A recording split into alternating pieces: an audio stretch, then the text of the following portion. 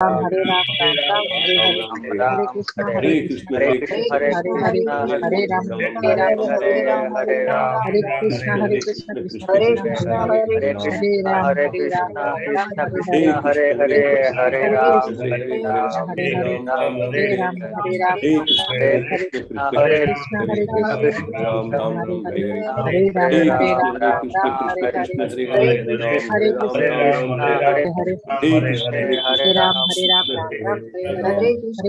राम राम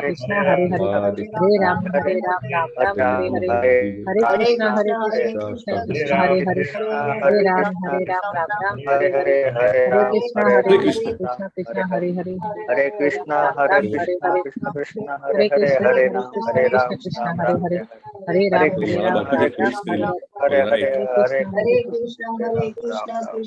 તો તમારા બધાનો ખૂબ ખૂબ આભાર કે જેમને વિડીયો અને ઓડિયો ઓન સાથે જપ કર્યો છે આપણી સાથે. સૌથી પહેલા શરૂઆત કરીએ સૌથી નાના મેમ્બરથી, રોશની માતાજીની સાથે હતા એ. શું નામ હતું માતાજી એમનું? હર્ષિલ, મારો છોકરો હતો. અચ્છા, શું નામ? Maharshi? Harshil. Harshil, okay, great, thank you. બહુ સરસ માતાજી. આપણાને ઇન્સ્પિરેશન મળે કે such at young age they can sit and chant Hari's name. હરી બોલ. એ લોકોને પણ શીખવાડું છું. બંને મારા બે છોકરા છે, મારી છોકરી બી છે, એનાથી મોટી છે. વાહ વાહ. એ લોકોને બી કહું છું કે દિવસના જ્યારે યાદ આવે ત્યારે આ મહામંત્ર બોલવાનો એમ.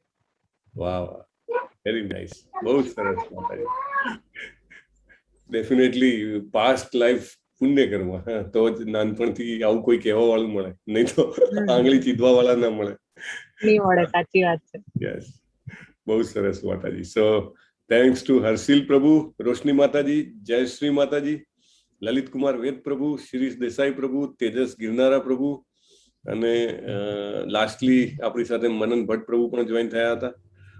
Yes, thank you very much. એનું નામ રહી ગયું હોય તો આઈ એમ સોરી, પણ જેને પણ વિડીયો ઓન સાથે માળા કરેલી છે ખૂબ ખૂબ ધન્યવાદ, because it helps each other. Okay, so that is one. આજે આપણે 13મો અધ્યાય લેવાનો છીએ. 13મો અધ્યાય જ્ઞાન યોગના જે 6 ચેપ્ટર છે, જ્ઞાન યોગ દ્વારા ભક્તિ યોગ, એમાં આ પહેલો અધ્યાય છે, 13મો. So it is very interesting chapter. બહુ જ જેને કહેવાય કે આપણને જાણવા મળે એવું આ ચેપ્ટર છે. સો વેરી નાઇસ ચેપ્ટર. આપણે એના વિશે વાત કરીશું. અને બાય ધેટ ટાઈમ આજે તો એકાદશી છે. સો આઈ એમ સો હેપી કે અત્યાર સુધીના જેને કહેવાય ને કે સૌથી વધારે મેસેજીસ મને આવ્યા છે કે જે લોકોએ આજે ઘણી બધી માળાઓ કરી હતી.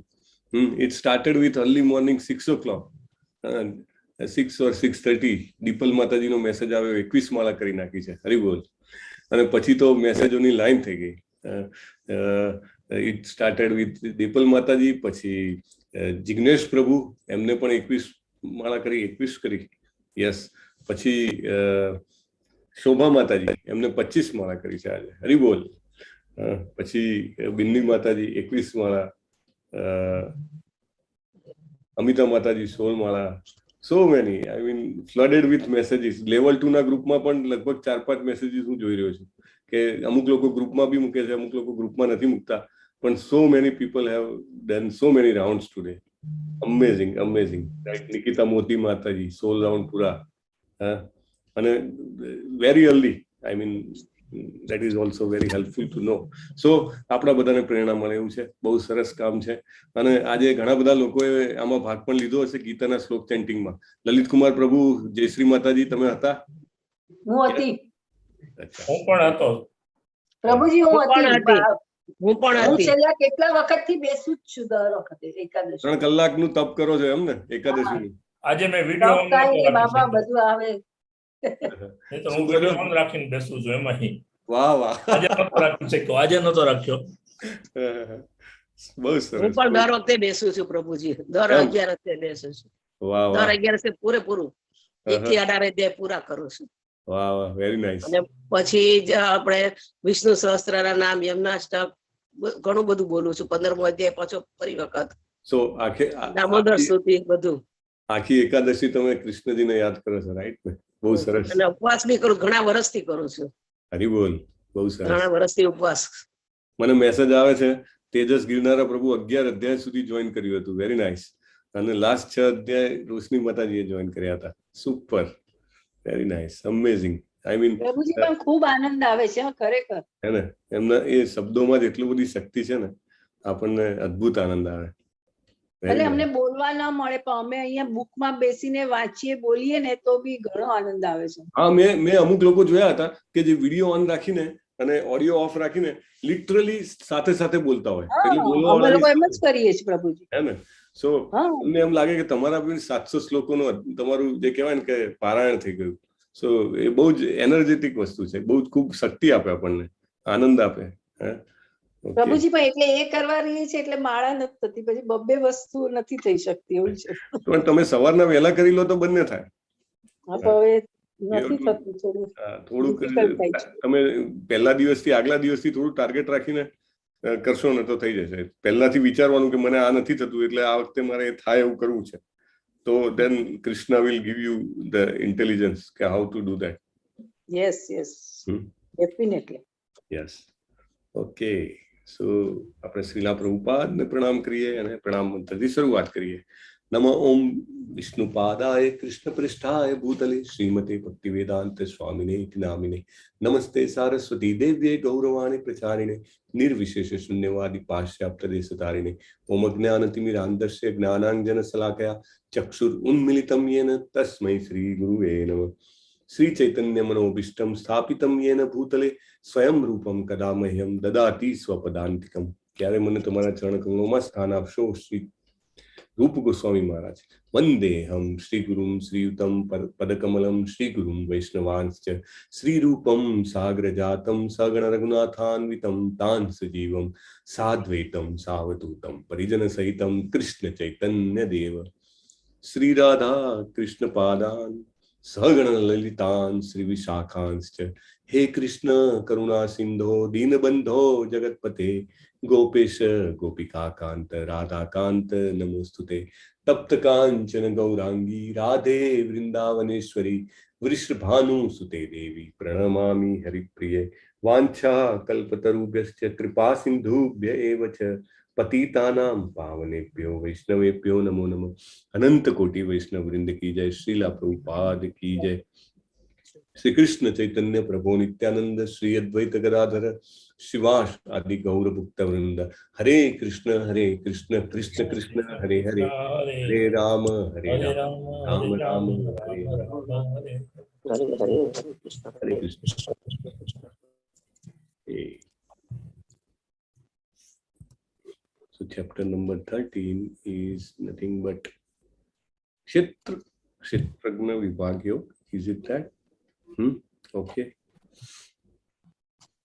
આપણે એના વિશે વાત કરવાની છે. ક્ષેત્રજ્ઞ વિભાગ યોગ. ઓકે, ચાલો. હરી બોલ. મારી સ્ક્રીન હજી નથી દેખાતી ને. Let me share first. Then we can.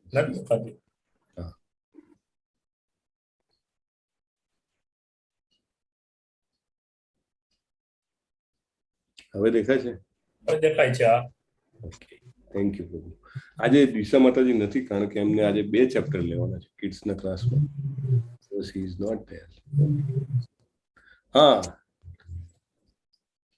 ક્ષેત્રજ્ઞ વિભાગ યોગ અધ્યાય 13 પ્રકૃતિ પુરુષ અને ચેતના. ઓકે, આ ચિત્રમાં શું શું દેખાય છે? બોલવું હોય તો બોલી નાખો ને નહીં તો ચેટ બોક્સમાં લખી દો. What all thing you can. હરે કૃષ્ણ પ્રભુ. બોલો હરે કૃષ્ણ. યસ પરેશ પ્રભુ. હરે કૃષ્ણ પ્રભુ. હરે કૃષ્ણ. બોલો. કૃષ્ણ ભગવાન આપણા કૃષ્ણજી જે ફ્લૂટ વગાડે છે બાજુમાં ગાય એની સાથે આપણે ગાય માતા છે જે ખોળામાં બેઠેલી છે. ઉપર વૃક્ષ છે જેનામાં ફર્સ્ટ ક્લાસ ફળો આવેલા છે. ગોપાળકો રમે છે એની પાછળ પણ ગાય માતા છે. આ એક વૃંદાવનનો સીન લાગે છે. ઓકે, સરસ, થેન્ક યુ. એક ઝરણું પણ જઈ રહ્યું છે બાજુમાંથી. ઝરણું, હા બરાબર. ઝરણું પણ છે. સો આટલી બધી વસ્તુઓ કીધી પરેશ પ્રભુએ. તો આપણે આ અધ્યાયમાં આ બધાને લિંક કરવાનું છે. બરાબર. એટલે ક્ષેત્ર શું છે, ક્ષેત્રજ્ઞ શું છે, બધું આપણને એની સાથે કનેક્ટ થશે એટલા માટે. So what he said just keep remember so that we can further discuss. Okay, ચાલો આગળ વધીએ ચેપ્ટર નંબર 13 માં. Okay, lord, human, animal, nature. Okay, દર્શન પ્રભુ, હરિ બોલ. ચાલો, તો અર્જુન જે છે એ આપણા માટે 6 પ્રશ્નો પૂછે છે ભગવાનને. 6 questions. પ્રકૃતિ શું છે, પુરુષ શું છે, ક્ષેત્ર શું છે, ક્ષેત્રજ્ઞ શું છે, જ્ઞાન શું છે અને જ્ઞાનનું લક્ષ્ય શું છે. Okay, these are the 6 questions asked in chapter 13 of Bhagavad Gita. કયા કયા? પ્રકૃતિ શું છે, પુરુષ શું છે, ક્ષેત્ર શું છે, ક્ષેત્રજ્ઞ શું છે, જ્ઞાન શું છે અને જ્ઞાનનું લક્ષ્ય શું છે. બહુ જ ઇમ્પોર્ટન્ટ પ્રશ્ન છે અને ભગવાન એનું ખૂબ મહત્વ બતાવે છે કે જ્યારે આપણામાં આ જ્ઞાન જે છે અંદર ઉતરે તો આપણે જેને કહેવાય કે ભૌતિક કલ્મશમાંથી મુક્ત થઈ શકીએ છીએ. So if you can internalize this knowledge, it is going to free us and make us liberated. So it's very important knowledge. તો પ્રકૃતિ શું છે? ભૌતિક પ્રકૃતિને પ્રકૃતિ કહેવાય છે, રાઈટ. ભૌતિક પ્રકૃતિ આપણી આજુબાજુમાં જે કાંઈ પણ છે બધું પ્રકૃતિમાં આવી શકે, રાઈટ. તો એમાં કંઈ વધારે મને લાગતું નથી ડેલિબરેટ કરવાની જરૂર છે, છતાંય આગળ આવશે તો આપણે જોઈશું. પુરુષ શું છે? પુરુષ એટલે જનરલી એને એન્જોયર કહેવામાં આવે છે, કે જે પ્રકૃતિનો ઉપયોગ કરે એને પુરુષ કહેવાય. હુ યુટિલાઇઝિસ ધ મધર નેચર, પ્રકૃતિનો ઉપયોગ કરે, બરાબર. મનુષ્ય જે છે, મનુષ્ય પ્રકૃતિનો ઉપયોગ કરીને જાત જાતનું જેને કહેવાય કે પોતાના સુખ માટે, આનંદ માટે જાત જાતનું કાર્ય કરે છે, રાઈટ. વૃક્ષોમાં લાકડું મળે છે વૃક્ષોમાંથી, રાઈટ. તો એમાંથી આપણે આપણું જે ઘરના રાચ રચીલું છે, બારી બારણા છે, એ બધું બનાવીએ છીએ. તો પ્રકૃતિ આપણને લાકડું આપ્યું અને આપણે એમાંથી જાત જાતની વસ્તુઓ બનાવીએ છીએ. પછી આપણે ખાણ છે, ખાણ ખોદીને, આજકાલ તો હમણાં એવું ચાલે છે કે ઇલેક્ટ્રિસિટીનું શોર્ટેજ પડવાની છે, કારણ કે there is a call shortage, કોલસાની શોર્ટેજ છે, રાઈટ. તો આપણને ત્યારે રિયલાઇઝ થાય કે પ્રકૃતિ શું શું આપી રહી છે આપણને. પ્રકૃતિના પેટાળમાંથી અવિરતપણે આપણે સેંકડો વર્ષોથી જેને કહેવાય કે ખનીજો કાઢતા રહ્યા છીએ. એટલે કોલસો જે છે, ઓઇલ છે, રાઈટ, ગેસ છે, આ બધું જે છે હાઇડ્રોકાર્બન્સ એ આપણે કાઢી રહ્યા છીએ. એ ઉપરાંત બીજી બધી ઘણી બધી જે કહેવાય કે મિનરલ્સ જે આપણે પ્રકૃતિના પેટાળમાંથી લઈ રહ્યા છીએ, રાઈટ. તો આ બધું જ જે આપણે લઈને શું કરીએ છીએ? આપણે ફ્યુઅલ બનાવીએ છીએ. આપણે ફ્યુઅલના બેઝ પર ઘણું બધું કામ કરીએ છીએ, રાઈટ. આપણું ઘરમાંની ઇલેક્ટ્રિસિટીથી લઈ અને આપણા વ્હીકલમાં રહેલું જે ફ્યુઅલ છે, ઈંધણ છે, એ પણ જે છે એ પ્રકૃતિની દેન છે, right. Everything is a gift of પ્રકૃતિ અને આપણે એનો ઉપયોગ કરીએ છીએ. તો ઘરમાં પણ દાખલા તરીકે એક સામાન્ય જે ઘરની વ્યવસ્થા હોય એમાં જે મુખ્ય માણસ હોય, પુરુષ, બરાબર, એ જે હોય એને એન્જોયર કહેવામાં આવે. અને ઘરની જે આખી વ્યવસ્થા છે એમાં જે કંઈ પણ હોય એને જેને કહેવાય કે એન્જોય કરે. દાખલા તરીકે ઘરમાં ટીવી હોય તો you would be there two see the TV. અને ઘરમાં જે વ્હીકલ્સ હોય, ઘરના પોતાનું જે ઇન્કમ હોય એનો પણ એ ઉપયોગ કરીને he will utilize to do so many enjoyments and comforts of life. So પુરુષ એને કહેવાય, રાઈટ. પુરુષનો બીજો મતલબ પણ આવશે. એકચ્યુઅલી વેદોમાં જ્યાં જ્યાં પણ પુરુષ લખેલું છે, પુરુષ એક જ છે. પુરુષ કોણ છે? ભગવાન શ્રી કૃષ્ણ પોતે. તો એ મેઇન પુરુષ છે. આપણે બધા કેવા પુરુષ છીએ? આપણે સબોર્ડિનેટ પુરુષ છીએ, પણ કૃષ્ણજી મેઇન પુરુષ છે. એક પ્રસંગ આવે છે સરસ. મીરાબાઈ બહુ જ મોટા ભક્ત હતા, રાઈટ. કીર્તન જે છે, શ્રવણમ કીર્તનમ વિષ્ણુ સ્મરણમ પાદ સેવનમ, એમાં કીર્તનમમાં એમને જેને કહેવાય કે પરફેક્ટનેસ એમને અચીવ કરી હતી, એકદમ પૂર્ણતા, રાઈટ. અને એ વૃંદાવન જાય છે અને એક બહુ જ મોટા ભક્ત હોય છે, એમને મળવું હોય છે. એટલે એમને મળવા માટે જેને કહેવાય કે રિક્વેસ્ટ કરે છે કે આઈ વોન્ટ ટુ મીટ. તો પેલા જે ભક્ત જે છે એવું કહે છે કે ભાઈ હું સ્ત્રીઓને મળતો નથી. એટલે એ મેસેજ લઈને એમનો જે શિષ્ય હોય છે, જે ભક્તનો શિષ્ય, એ મીરાબાઈ પાસે આવે છે કે મારા ગુરુએ કીધું છે કે સ્ત્રીઓને મળતા નથી. એટલે મીરાબાઈ જે છે એ એક વાક્યનો જવાબ લખીને મોકલાવે છે અને એ વાક્યનો જવાબ જેવો એના ગુરુ પાસે જાય છે તો એના ગુરુ જે છે, જે ગોસ્વામી હોય છે, દોડતા મીરાબાઈ પાસે પાછા આવે છે કે ચલો તમને મળીએ. એમને એવું શું લખ્યું? એમને લખ્યું, કોઈને ખ્યાલ છે? ગઈ વખતે અમે ઘટના કીધી હતી, એમને શું લખ્યું? હરે કૃષ્ણ. મીરાબાઈએ એક વાક્યમાં હરે કૃષ્ણ પુરુષ એક જ છે અને ભગવાન કૃષ્ણ એમ. હા, બોલો બોલો. પુરુષ માત્ર એક જ કૃષ્ણ છે. સિવાય કોઈ ભગવાન નથી. અરે હરી બોલ. પુરુષ નથી, કૃષ્ણ સિવાય કોઈ પુરુષ નથી આ દુનિયામાં. Yes, thank you, thank you. તમે બધા બહુ ધ્યાનથી સાંભળો છો અને પ્રોમ્પ્ટલી યાદ બી કરી શકો છો. That helps. ઓકે, સો એમને લખ્યું કે હું આ દુનિયામાં બીજા કોઈ પુરુષને જાણતી નથી સિવાય કે શ્રી કૃષ્ણ. સો that was so much appealing કે જેના કારણે એ જે છે એ તરત જ એમને મળવા આવે છે ગોસ્વામીજી. સો પુરુષ, who is enjoyer, who is the ultimate enjoyer. આપણે 5મા અધ્યાયનો 29મો શ્લોક, આઈ થિંક. કયો શ્લોક જયશ્રી માતાજી? ભગવાને કીધું કે હું જ ભોગતા છું બધાનો. શાંતિની ફોર્મ્યુલા. યસ, વાહ વાહ લલિત કુમાર વેદ પ્રભુ.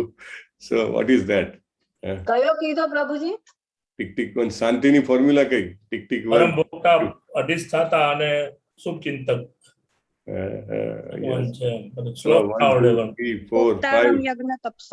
યસ, વેરી નાઇસ માતાજી. આવડે છે આખો તો બોલી જાઓ. ભોક્તારમ યજ્ઞતમ તપસામ સર્વલોક મહેશ્વરમ સુહૃદયમ સર્વભૂતાનામ જ્ઞાત્વા મામ શાંતિમૃચ્છતિ. બહુ સરસ, બહુ સરસ. સો ભોક્તારમ યજ્ઞ તપસામ. ભોક્તારમ, બધા જ યજ્ઞો જે છે અથવા સેક્રિફાઈસ છે, જે બલિદાન છે, બધાને હું જ ભોગવું છું. એટલે he established, he is the ultimate પુરુષ. એટલે આપણે ગમે તે દેવી દેવતા, પિતૃઓ કે ગંધર્વો, કોઈને પણ, ભૂતો, ત્યાં સુધી કોઈને પણ આપણે જેને કહેવાય સંતોષ કરવાનો પ્રયત્ન કરતા હોઈએ તો અલ્ટિમેટ જેને એન્જોયર છે કોણ છે? ભગવાન પોતે છે. સો પુરુષ. ક્ષેત્ર, ક્ષેત્ર એટલે શરીર. આગળ આપણે જોઈશું ક્ષેત્ર વિશે, બરાબર. આપણા શરીરને ક્ષેત્ર કીધું છે એટલું જ યાદ રાખવાનું અત્યારે તો. પછી ક્ષેત્રજ્ઞ એટલે ક્ષેત્રનો જાણનાર. ક્ષેત્રનો જાણનાર કોણ છે? 2 જણા છે, બરાબર. એ આપણે ફર્ધર જોઈશું. એક આત્મા, અને આત્માની સાથે જે ભગવાન પોતે બેઠેલા છે, localize form of the Krishna, which is પરમાત્મા. અને જ્ઞાન શું છે? તો ક્ષેત્ર અને ક્ષેત્રજ્ઞની સમજ જે છે એને જ્ઞાન કહેવાય. અને જ્ઞાનનું લક્ષ્ય શું છે? પરમાત્માને જાણવું. સો ધીઝ આર ધ 6 ક્વેશ્ચન્સ. અને ફર્ધર જે આગળ છે, ભગવાન જ્ઞાનમ એટલે કે જે જ્ઞાનને જાણવાની જે પ્રોસેસ છે, એની જે પદ્ધતિ છે, એના વિશે બહુ જ સરસ રીતે ડિટેલમાં સમજાવે છે. પછી જ્ઞેયમ એટલે એનું ધ્યેય શું હોવો જોઈએ, જ્ઞાન મેળવવાનો ધ્યેય શું હોવો જોઈએ, પરમાત્મા જેની વાત છે એના વિશે સમજાવે છે. પછી પ્રકૃતિ, પુરુષ અને તેમના સંયોગ વિશે સમજાવે છે. અને જ્ઞાન ચક્ષુ કેવી રીતે વિકાસ કરવા એ વિશે સમજાવે છે. So this is in nutshell, Krishna explains everything. So આપણે શરૂઆત કરીએ આ અધ્યાયની. ક્ષેત્રજ્ઞમ ચાપી મામ વિદ્ધિ સર્વ ક્ષેત્રેષુ ભારત ક્ષેત્રજ્ઞયોર જ્ઞાનમ યજ્ઞાનમ યત્તજ્ઞાનમ મતમ મમ. આમાં આખો જે શ્લોક છે, 3જો શ્લોક સીધો લીધો છે. અહીંયા અર્જુને શું પૂછ્યું એ નથી લખ્યું, આપણે સીધો ભગવાનનો જવાબ લખ્યો છે. એમાં આખા શ્લોકમાં જે છે ને ઇમ્પોર્ટન્ટ વર્ડ કયો છે ખબર છે? ચ. એ ચ શબ્દ છે ને એ આખા શ્લોકનો, અને એમ કહી શકાય કે ભગવદ્ ગીતાનો એક જેને કહેવાય મહત્વપૂર્ણ, one of the most important aspect is this ચ. સરપ્રાઈઝ થશે, રાઈટ? આપણે શું છે કે દર વખતે ભગવદ્ ગીતાને લઈએ છીએ ને, આપણે દર વખતે કંઈક થોડોક એંગલ ચેન્જ કરવાનો પ્રયત્ન કરીએ છીએ કે જેના કારણે એક નવી દ્રષ્ટિથી આપણને જાણવાનું મળે. અને પ્લસ આપણે ઇમ્પોર્ટન્ટ પોઈન્ટ્સને, કારણ કે otherwise in one time we can not cover all important points. So અને ભગવદ્ ગીતા તો શું છે, it's a nuggets, so every time આપણે એક પોઈન્ટને એડ્રેસ કરીએ તો ઘણું બધું જાણવા મળે. એટલે દાખલા તરીકે લલિત કુમાર પ્રભુ કે જયશ્રી માતાજી કે પરેશ પ્રભુ કે જે કંઈ પણ આગળના બેચના છે, એમને લાગશે કે આ તો આપણે ગઈ વખતે નહોતું વાત કરી, પણ yes, this is very important point here, which is ક્ષેત્રજ્ઞમ ચ અપી મામ વિદ્ધિ. ચ એટલે તથા, ઉપરાંત, એટલે કે ક્ષેત્ર જે છે, ક્ષેત્રજ્ઞ જે છે, સોરી ક્ષેત્રનો જાણનાર જે છે, એમાં હું પણ છું. મામ વિદ્ધિ, મને પણ તું ક્ષેત્રનો જાણનાર જાણ. નહીં તો આજકાલ કેવું બધા શીખવાડવા વાળા કેવા છે કે આત્મા સો પરમાત્મા, એટલે આત્મા જ પરમાત્મા છે. હવે આ સૂત્રો એટલા બધા લોકોને ગેરમાર્ગે દોરે છે કે લોકો ત્યાં સુધી માને કે આત્મા જો ધારે તો આત્મા પણ પરમાત્મા બની શકે, અને આત્મા જો ધારે તો આત્મા જ ભગવાન છે. બરાબર? એટલે એવું બધું ઠસાવી દેવામાં આવ્યું છે લોકોના મગજમાં કે લોકો બિચારા એટલા બધા ગેરમાર્ગે દોરાય કે જન્મ સુધી અને લાખો અબજો વર્ષો સુધી આત્મા ભટક્યા જ કરે બિચારો. જન્મ, મૃત્યુ, જરા, વ્યાધિ, આદિ ભૌતિક, આદિ દૈવિક, આધ્યાત્મિક, બધા પ્રકારના ક્લેશો. બરાબર? જન્મવું ને મરવું ને મૃત્યુ પામવું ને બધું જ, આઈ મીન ગળપણ થવું ને તબિયત, આઈ મીન રોગ આવવો, બધું જ. સો ઇમ્પોર્ટન્ટ પોઈન્ટ ઇઝ ચ મીન્સ ભગવાન કહે છે હું પણ ક્ષેત્રજ્ઞ છું. શ્રી કૃષ્ણજી પણ ક્ષેત્રજ્ઞ છે. આપણને એવું લાગે કે આપણા શરીરમાં મને ખબર પડે. એકચ્યુઅલી અહીંયા આગળ એક ઇમ્પોર્ટન્ટ પોઈન્ટ ભગવાન જે કહેવા માંગે છે એવું કેવું છે કે દાખલા તરીકે મને મારા શરીરની ખબર હોય, મારા શરીરમાં ક્યાંક કંઈક દુઃખ થાય અથવા તો ક્યાંક કંઈક સારું થાય તો મને ખબર પડે, રાઈટ? અને તમારા શરીરની, તમારા બધાના ઇન્ડિવિડ્યુઅલ જે છે, તમે બધા એ બધાને તમારા શરીરમાં શું થાય છે તમને ખબર પડે, રાઈટ? એ મને ન ખબર પડે. મારા શરીરની મને ખબર પડે, તમારા શરીરની તમને ખબર પડે, મને ન ખબર પડે. પણ જે પરમાત્મા જે છે એમને તમારા શરીરની ખબર પડે અને મારા શરીરની ખબર પડે, અને જેટલા પણ અહીંયા આગળ જીવો છે કોઈ પણ કેટેગરીમાં હોય, કોઈ પણ યોનિમાં હોય, એ બધાની શરીરની એમને ખબર પડે. ધેટ ઇઝ કોલ્ડ પરમાત્મા. એટલે ભગવાન કહે છે ચ અપી મામ વિદ્ધિ, મને પણ તું ક્ષેત્રજ્ઞ જાણ. આ જે કોન્સેપ્ટ છે ને, એ કોન્સેપ્ટ જ્યાં સુધી ક્લિયર ના થાય, ભગવદ્ ગીતા 50 વાર વાંચી જાય પણ જો આ કોન્સેપ્ટ ક્લિયર ના થાય તો જેને કહેવાય કે ભગવદ્ ગીતાને સમજી જ ના શકે. અથવા તો જ્યારે કોઈ બીજો વક્તા કે કોઈ હોય કે જ્યારે એને ભરમાવા માંગે તો 100% ભરમાઈ જાય. બરાબર? કેમ કે ભગવાન તો ક્યાં છે? એવું ક્યાં કીધું છે ભગવદ્ ગીતામાં કે ભગવાન આપણા સાથે છે, આપણા હૃદયમાં છે? અહીંયા આગળ ભગવાને કીધું છે ક્ષેત્રજ્ઞમ ચાપી મામ વિદ્ધિ સર્વ ક્ષેત્રેષુ ભારત. એટલે બીજા બધા જેટલા ક્ષેત્ર છે એ બધા ક્ષેત્રોમાં હું ક્ષેત્રજ્ઞ છું, રાઈટ? નોટ ઓનલી મારી બોડી, નોટ ઓનલી તમારી બોડી, બધી જ જેટલી પણ શરીર છે, જેટલી પણ બોડી છે, બધાના જાણકાર ભગવાન છે. ક્ષેત્રજ્ઞ યોર જ્ઞાનમ યત્ત જ જ્ઞાનમ મતમ. એટલે આ જે જાણી લે છે એને જ સાચું જ્ઞાન કહેવામાં આવે છે. એ મારું મંતવ્ય છે. મોટા ભાગના જે અનિશ્વરવાદીઓ અથવા તો જેને કહેવાય કે ઇમ્પર્સનલિસ્ટ, અવ્યક્તવાદીઓ, એ લોકો આ જે છે સમજવામાં ડિફીટ થઈ જાય છે. એમને આ ખ્યાલ આવતો નથી કે આપણે જે ઓલમોસ્ટ સેકન્ડ અધ્યાયમાં જ લઈ લઈએ છીએ, રાઈટ? આપણે સેકન્ડ ચેપ્ટરમાં જ બ્રહ્મ, પરમાત્મા અને ભગવાન વિશે ક્લેરિફાય કરી દઈએ છીએ, કારણ કે ત્યાંથી અનેક જગ્યાએ આ રેફરન્સ લેવો પડે છે. પણ જે બહુ જ ક્લિયરલી ભગવાને અહીંયા કીધું છે એ સમજવું બહુ જરૂરી છે કે ભગવાન આપણી અંદર, આપણા શરીરના અને બધા શરીરના જાણકાર છે. ઓકે, આ એક ખેતર દેખાય છે, રાઈટ? તમે જુઓ, વાડ બાંધેલી છે, એટલે ઓબ્વિયસલી કોઈની જગ્યા છે, રાઈટ? જ્યારે મારી જગ્યા હોય તો જ હું એની વાડ બાંધું, કે જેથી કરીને એની શું કહેવાય કે બાઉન્ડ્રી જે છે એ કોઈ ઇન્વેડ ના કરે, એટલે અંદર ઘૂસી ન જાય, રાઈટ? તો જે ક્ષેત્ર જે શબ્દ છે એ ક્યાંથી આવ્યો છે? ખેતર ઉપરથી આવ્યો છે, બરાબર? અથવા તો ખેતર શબ્દ ક્ષેત્ર પરથી આવ્યો છે, એમ કહી શકાય, અપભ્રંશ થઈને.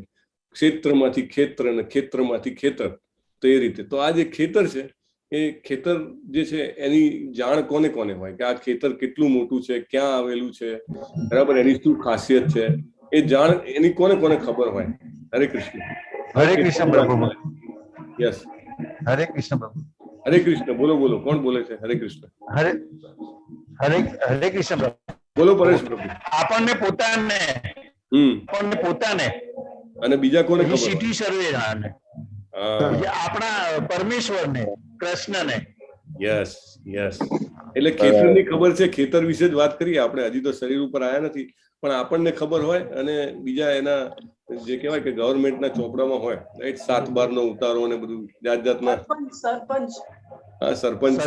એ ગામમાં આવે, સિટીમાં હોય એ સિટી સર્વેમાં આવે. સિટી સર્વેમાં આવે, રાઈટ રાઈટ. પરેશ પ્રભુ, સિટી સર્વે કહેવાય, રાઈટ? વડી સિટી સર્વે ઇન સિટી. ગામમાં સરપંચ કહો કે ઓથોરિટી આવે, તલાટી આવે. તો 2 જણાને ખબર હોય કે એક્ઝેક્ટલી ક્યાં આગળ છે આ ખેતર, બરાબર છે ને, અને કેવડું મોટું છે. ઘણી વાર આપણે વાતો કરતા હોઈએ ને કે ભાઈ આ ઉગમના બાજુનું મારું, આથમણા બાજુનું તારું, એવી રીતે આવડું મોટું તારું, તારું 5 વીઘાનું, મારું 4 વીઘાનું, એવી રીતે. તો આવી રીતે આપણું પણ આ શરીર છે, એ શરીરની ખબર આપણને પોતાને, કારણ કે આપણે અત્યારે શરીરના માલિક તરીકે કામ કરી રહ્યા છીએ, તો આપણને પોતાને ખબર છે, પણ જેને શરીર આપ્યું એને પણ ખબર છે, રાઈટ. અને હંમેશા ખબર રહે છે. આપણે આપણી, દાખલા તરીકે આપણા ખેતરમાંથી કોઈક મોટો નેશનલ હાઈવે બનતો હોય અને ગવર્મેન્ટ એમાંથી અડધો કટકો કાપી લે, તો ગવર્મેન્ટના ચોપડામાં બધું અપડેટ થઈ જાય, રાઈટ, કે આટલો જતો રહ્યો.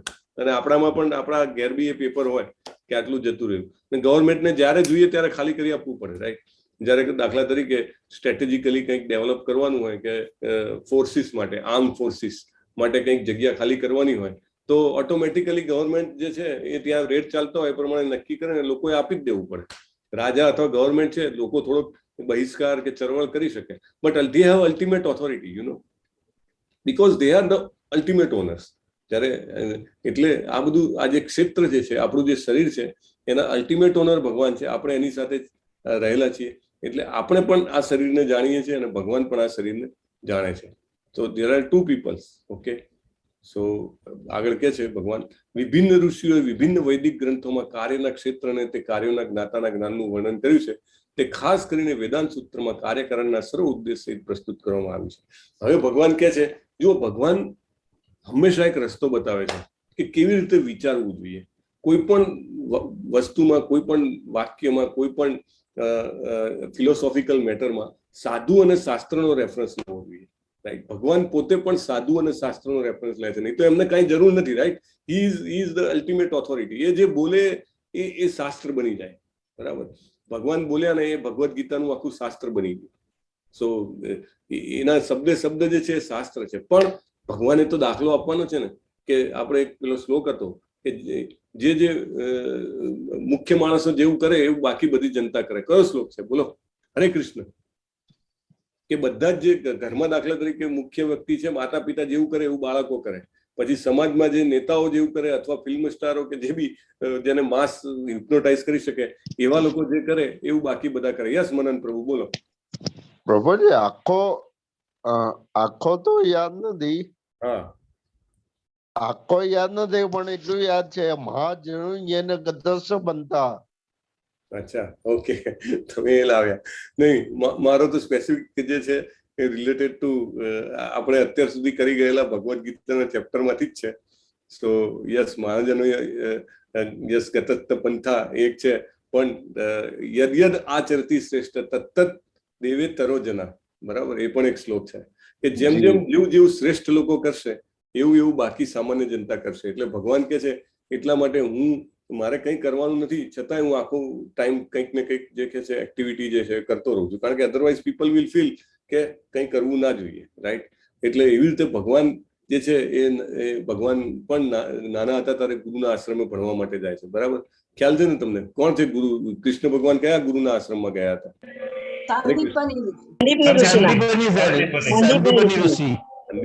સંદીપની ઋષિ. ઓલમોસ્ટ આટલા બધાને ખબર છે. Very nice. સો સંદીપની ઋષિ, રાઈટ. રામ ભગવાન બી જે છે એ ગયા હતા વશિષ્ઠ મુનિ. Very nice. સો એ દાખલો આપવા માટે એમને જરૂર હતી એવું છે. એમને જરૂર તો નહોતી, પણ જો એ ના કરે એવું તો પછી આપણને ક્યારે લાગે કે આપણે પણ કોઈની પાસે જવું જોઈએ, મારે પણ ગુરુ પાસે જઈને જ્ઞાન લેવું જોઈએ, રાઈટ. સો એ દાખલો આપે છે અહીંયા. આ શ્લોકમાં પણ ભગવાન જે છે એ શું કે છે, વિભિન્ન ઋષિઓએ એટલે સાધુનો દાખલો આપ્યો. અને પછી અનેક વૈદિક ગ્રંથોમાં, એટલે શાસ્ત્ર અને સાધુ એ બે બહુ જ ઇમ્પોર્ટન્ટ છે. અને ત્રીજા છે ગુરુ. એ ત્રણ વસ્તુનું ખૂબ જ ઇમ્પોર્ટન્ટ હોય છે. કૃષ્ણ પોતે આદિ ગુરુ ગણાય છે, બરાબર. અને એ પોતે જયારે રિફર કરે તો આપણે જાણવું જોઈએ કે આપણે પણ જીવનમાં શાસ્ત્ર પાસે જવું જોઈએ. આપણે પણ આપણા જીવનનો, આપણને 24 કલાક આપવામાં આવ્યા છે, એનો અમુક સમય મારે જરૂર ભગવદ્ ગીતાના અભ્યાસ માટે કાઢવો જોઈએ. જેને કહેવાય કે, કારણ કે ભગવાન પોતે કેમ રિફર કરે છે? મારા માટે રિફર કરે છે. અર્જુનને માટે રિફર નથી કરતા કે શાસ્ત્રોને સાધુએ કીધું છે. ભગવાનને જરૂર જ નથી, પણ એમને આપણાને કીધું છે કે તમારે ગુરુ પાસે જવું પડશે, રાઈટ. તમારે શાસ્ત્રો વાંચવા પડશે, ભગવદ્ ગીતા વાંચવી પડશે, ભગવદ્ ગીતા સાંભળવી પડશે, સમજવાનો પ્રયત્ન કરવો પડશે, રાઈટ? અને એક અમુક એવું લાગે, દરેક વ્યક્તિની શરૂઆત હોય ને તો એવું લાગે કે આ બધું માથા ઉપરથી જાય છે, કે કઈ ટપ્પો પડતો નથી, આવું બધું લાગે. પણ જો આપણે પરસિસ્ટન્ટ રહીએ તો ભગવાન જે અંતઃસ્ફૂર્ણાથી આપણને એવું જ્ઞાન આપે છે કે જેથી આપણે એને સમજવામાં ધીરે ધીરે આગળ વધી શકીએ, રાઈટ? અને એવા અગણિત દાખલાઓ છે, અગણિત, ઇન્યુમરેબલ, રાઈટ? ઇવન મારે પહેલા જ શરૂઆતમાં ઘણા બધા આપણી સાથેના પાર્ટિસિપન્ટ છે, એમની સાથે વાત થાય તો એમને એવું કે અમને નથી આ બહુ અંદર ઉતરતું, રાઈટ? જય શ્રી માતાજી, લલિત કુમાર પ્રભુ કે ઘણા બધા છે, પણ પ્રશ્ન પૂછો તો મોટે ભાગે એમની આંગળી ઊંચી જ હોય, રાઈટ? બીકોઝ એ ધીરે ધીરે અંતઃસ્ફૂર્ણાથી ભગવાને જ્ઞાન આપે છે. જેટલું આપણે શાસ્ત્રને અને સાધુને આપણે મહત્વ આપશું એટલું આપણા જીવનમાં એ જ્ઞાન ઓટોમેટિકલી આવવા મળશે, બરાબર? તો એ પ્રોસેસ છે, પ્રોસેસના સ્ટેપ્સ આગળ ભગવાન સમજાવશે, but this is most important point. અને સાધુ પાસે જવું હોય તો કેવી રીતે જવાનું? આપણે આગળ વાત કરી હતી, કેવી રીતે જવાનું? ત્રણ મેઇન કામ કીધા હતા ભગવાને. કેવી રીતે જવાનું? સાધુ પાસે, શાસ્ત્ર પાસે. શાસ્ત્ર પણ કહી શકાય, કારણ કે શાસ્ત્ર સાધુ પાસેથી જ આવે. સો યસ, હુ વિલ નમ્રતાથી નમસ્કાર કરવાના, સેવા કરવાની, અને જાણવા માટે પ્રશ્ન પૂછવાના, જિજ્ઞાસા માટે, પરીક્ષા લેવા માટે નહીં. હરી બોલ, બહુ સરસ. તદ્વિધિ પ્રણિપાતેન પરિપ્રશ્નેન સેવયા, બરાબર ને?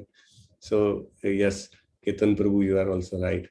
સો તદ્વિધિ પ્રણિપાતેન, પ્રણામ કરવાના એટલે નમ્રતાપૂર્વક, પરિપ્રશ્નેન એટલે જિજ્ઞાસા માટેના પ્રશ્ન પૂછવાના, અને સેવયા, સેવા કરવાની. સો આ રીતે આપણે કરીએ તો ઓટોમેટિકલી આ જ્ઞાન આપણને મળે. ભગવાન અહીંયા વેદાંત સૂત્રનો રેફરન્સ આપે છે. એકચ્યુઅલી વ્યાસ મુનિએ બધા જ જેને કહેવાય કે વેદ, પછી પુરાણ, 4 વેદ, 18 પુરાણ, 108 ઉપનિષદ બધું રચ્યું, અને પછી એમને વેદાંત સૂત્ર પણ રચ્યું કે જેથી કરીને બધો જ નિચોડ આવી જાય. અને વેદાંત સૂત્ર રચ્યા પછી પણ એમ લાગ્યું કે લોકો મિસગાઈડ કરી શકશે, એટલે કારણ કે એ વખતે બહુ જ અશાંત હતા, અને અશાંત હતા પછી એમના ગુરુ આવ્યા, નારદજી, કારણ કે એ તો ભગવાનનો અવતાર હતા, એટલે હંમેશા ગુરુનું કામ એમના ફોર્મમાં થવું જોઈએ. એટલે આવીને એમને કીધું ને then he wrote again Shrimad Bhagavatam. But in nutshell ભગવાન પણ અહીંયા વેદાંત સૂત્રને રિફેર કરે છે. એટલે એમ કે છે કે આ જે નોલેજ છે, આ જે જ્ઞાન છે, એ સાધુઓ અને શાસ્ત્રમાં ઓલરેડી વર્ણવેલું છે. So we have already seen that course, 5 course જે છે, એટલે વી વિલ મૂવ ફોરવર્ડ. હવે ભગવાન જે છે એ એનાલિસિસ બતાવે છે કે 5 મહાભૂતો, મિથ્યા અહંકાર, બુદ્ધિ, અવ્યક્ત, 10 ઇન્દ્રિયો, મન, 5 ઇન્દ્રિય વિષયો, ઈચ્છા, દ્વેષ, સુખ, દુઃખ, સંગાત, ચેતના અને ધૈર્ય, આ સર્વને સંક્ષેપમાં કાર્યોના ક્ષેત્ર તથા તેમની આંતરક્રિયાઓને વિકાર કહેવામાં આવે છે. તો કાર્યના ક્ષેત્ર જે છે એ ભગવાન અહીંયા આગળ ગણાવે છે કે કયા કયા ક્ષેત્ર છે. 5 મહાભૂત એટલે પૃથ્વી, જળ, અગ્નિ, વાયુ ને આકાશ. મિથ્યા અહંકાર, બુદ્ધિ, દેન પ્રધાન તરીકે જેને કહેવામાં આવે છે કે 3 ગુણોની અપ્રગટ વ્યવસ્થા છે અને પ્રધાન કહેવામાં આવે છે. 10 ઇન્દ્રિયો એટલે 5 જ્ઞાનેન્દ્રિયો, 5 કર્મેન્દ્રિયો, પછી મન, અને પછી 5 ઇન્દ્રિય વિષયો, ઈચ્છા, દ્વેષ, સુખ, દુઃખ, સંગાત, ચેતના અને ધૈર્ય. આને કાર્યોના ક્ષેત્ર અને આંતરક્રિયાને વિકાર કહેવામાં આવે છે. આ કેમ કે છે આપણે આગળ સમજીએ. તો ભગવાન જે છે હવે જે પ્રોસેસ સમજાવે છે, એ પ્રોસેસ જે છે આ 24 તત્વ, રાઈટ પ્રભુ? You are right. સો ભગવાન જે છે એ હવે એવું કહે છે કે જ્ઞાન મેળવવાની પ્રોસેસ શું છે, પદ્ધતિ શું છે. જ્ઞાન જે છે આપણને એમ કહેવાય કે આ તો ખબર પડી કે ક્ષેત્ર એટલે શું, ક્ષેત્રજ્ઞ એટલે શું, પણ એને આપણે અંદર ઉતારવું હોય, સાચી રીતે જાણવું હોય તો કઈ પ્રોસેસ છે? તો ધીસ ઇઝ ધ પ્રોસેસ. ભગવાન કહે છે કે આ પદ્ધતિ છે. આટલું તમે હું ડેવલપ કરું સ્લોલી, સ્ટેડીલી, ગ્રેજ્યુઅલી ઓર ફાસ્ટ, વોટ એવર વે, તો હું જ્ઞાન જે છે અંતરમાં ઉતારી શકું. નહીં તો અમુક જ્ઞાન જે છે આપણે કેવું કે યાદ આવે પણ ખરા ટાઈમે કામ ના આવે તો શું કરવાનું? પ્રેક્ટિકલ લાઈફમાં ઉપયોગ ના કરી શકું તો શું કરવાનું? તો એના માટે આ ગુણો મારામાં હોય તો હું જ્ઞાનને પામી શકું, રાઈટ? સો પહેલું છે નમ્રતા. નમ્રતા, અમાનિત્વમ, અદંભિત્વમ, ભગવાન કહે છે. તો અમાનિત્વમ એટલે શું? અમાનિત્વમ એટલે બીજા પાસે માન મેળવવાની અપેક્ષા ન રાખવી, અથવા સન્માનિત થવાનો ઉદ્દેશ ન રાખવો. આપણે ઘણીવાર એવું કામ કરીએ કે થોડાક લોકો તાલી પાડે, અથવા તો થોડાક લોકોમાં આપણું નામ આવે, અથવા છાપામાં નામ આવે તો સારું લાગે. તો એ જે છે એ આપણી જ્ઞાન મેળવવાની જે પ્રક્રિયા જે છે એમાં આપણને જેને કહેવાય કે દખલ કરે. એટલે સન્માનિત થવાનો સંતોષ જે છે એના માટે ઉત્સુકતા ના હોવી એ એક બહુ મોટો પોઝિટિવ પોઈન્ટ છે જ્ઞાન મેળવવાની પ્રક્રિયાનો. સૌથી મોટો પોઈન્ટ, બેસિક પોઈન્ટ. આ બધા પોઈન્ટમાં જો સૌથી વધારે ઇમ્પોર્ટન્ટ પોઈન્ટ હોય તો આ સૌથી મોટો પહેલો પોઈન્ટ છે, અમાનિત્વમ.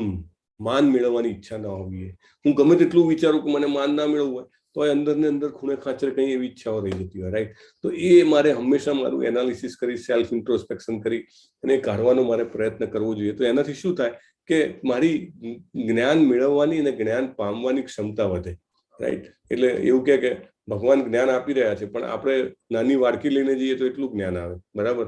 મોટું તપેલું લઈને જઈએ તો એટલું જ્ઞાન આવે. સો આપણે જેટલા નમ્ર બનીએ એટલું મારી જ્ઞાન મેળવવાની કેપેસિટી વધારે, બરાબર. તો સૌથી પહેલી નમ્રતા કીધી છે ભગવાને, અને સૌથી ઇમ્પોર્ટન્ટ પોઈન્ટ છે નમ્રતા, રાઈટ. ભગવાન પોતે પણ ગુરુ પાસે જાય છે અને નમ્રતાપૂર્વક જ્ઞાન ગ્રહણ કરે છે. So that quality Krishna shows to us કે હી હેઝ દેટ ક્વોલિટી અને he wants us to have that quality. So જીવનમાં બહુ જરૂરી છે. નહીં તો ઘણીવાર મોટા ભાગના આપણા બધામાં એ પ્રશ્ન હોય કે ગુરુ કરવાની શું જરૂર છે, રાઈટ. હું તો ચોપડી વાંચીને શીખી લઈશ, હું ઇન્ટેલિજન્સ ખૂબ છું, મારી મેમરી ખૂબ સારી છે, મને બધી જ રીતે I am capable, right. Physically, mentally, emotionally, everywhere I am strong. So I need to go to somebody and salute or do pranipaten. શું કામ કરવાની જરૂર છે? તો જ્યાં સુધી મારામાં નમ્રતા ના હોય ત્યાં સુધી મને ગુરુનું મહત્વ ખબર ના પડે. કારણ કે ભગવાન આવે તો બી ગુરુ બનાવે તો હું કોણ છું, રાઈટ. હું એવું કયું મગતરું કે મને ગુરુની જરૂર ના પડે. અને એ તો મોટામાં મોટી જેને કહેવાય કૃપા કહેવાય. એટલે એ નમ્રતા મારામાં આવી જોઈએ. અને નમ્રતા ના આવે ત્યાં સુધી સાચા ગુરુ પણ મળે નહીં. બીજું, નિરાભિમાની. એટલે શરીરનું અભિમાન હોય છે મોસ્ટલી. મને માન અપમાન કેમ થાય છે? કારણ કે હું મારી જાતને શરીર સાથે કનેક્ટ કરું છું. હું એવું માનું છું કે હું આ શરીર છું, એટલે શરીરનું માન એ મારું માન, ને શરીરનું અપમાન એ મારું અપમાન. એટલે એ જે છે એ સેકન્ડ સ્ટેજ છે. તો એનાથી પણ જ્ઞાન મેળવવાની જે આપણી ક્ષમતા જે છે એ વધી શકે છે. જેમ જેમ આપણે શરીરથી અલગ આપણને અનુભવવાનો પ્રયત્ન કરીએ તેમ તેમ. અહિંસા. અહિંસા એટલે શું? બોલો. નોન વાયલન્સની ડેફિનેશન જે પ્રભુપાદે આપી છે ને, અચ્છા લોકોએ નથી આપી.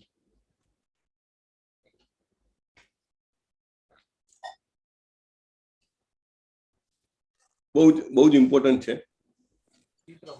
હરી બોલ. યસ માતાજી બોલો. કેતન બોલો. હા આરતી માતાજી બોલો. દંડવત પ્રણામ.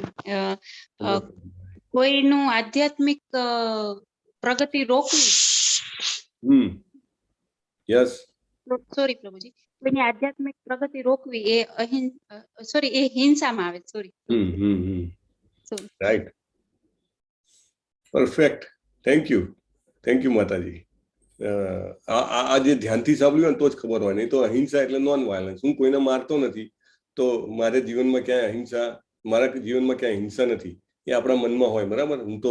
હું તો બહુ જ અહિંસક માણસ છું. હું ગાંધીજી જેવો છું. યસ કેતન પ્રભુ, તમારે કાંઈ કહેવું હતું? બોલો. જી પ્રભુજી, ડોક્ટર કાજલ એ જે કીધું એ જ, મન કર્મ વચનથી કોઈનું એ નહીં કરવું ખોટું. અચ્છા, ઓકે. માતાજીએ ચેટબોક્સમાં લખ્યું છે. ઓકે. મન કર્મ વચનથી કોઈનું ખોટું ન કરવું. અચ્છા, આપણામાં આપણી અહિંસાની વ્યાખ્યા જે છે અહીંયા જ રોકાઈ જાય છે. પણ તમે ખરેખર પ્રભુપાદનું ભાવાર્થ વાંચો. Please do read. કારણ કે આચાર્ય જે છે ને એ સીધા ભગવાનના જેને કહેવાય કે શુદ્ધ ભક્ત છે. એ જયારે ડેફિનેશન આપે ને એટલે જ હું કહું છું કવર ટુ કવર વાંચવાની, એકદમ back to back. Than only we can understand કે શું આચાર્ય કહેવા માંગે છે, રાઈટ. એટલે અને એ જે સમજીએ આપણે તો આપણું જે છે અન્ડરસ્ટેન્ડિંગ એ વાસ્ટ થાય, એકદમ વિશાળ થઈ જાય, રાઈટ. અને અહીંયા આગળ જેમ આરતી માતાજીએ કીધું એમ અહીંયા જુઓ બાજુમાં ડેફિનેશન છે, જ્યાં સુધી કોઈ લોકોને આધ્યાત્મિક જ્ઞાન તરફ ઉન્નત ન કરે ત્યાં સુધી વ્યક્તિ હિંસાની પ્રેક્ટિસ કરી રહી છે. ઓ માય ગોડ, જબરદસ્ત ડેફિનેશન છે ને.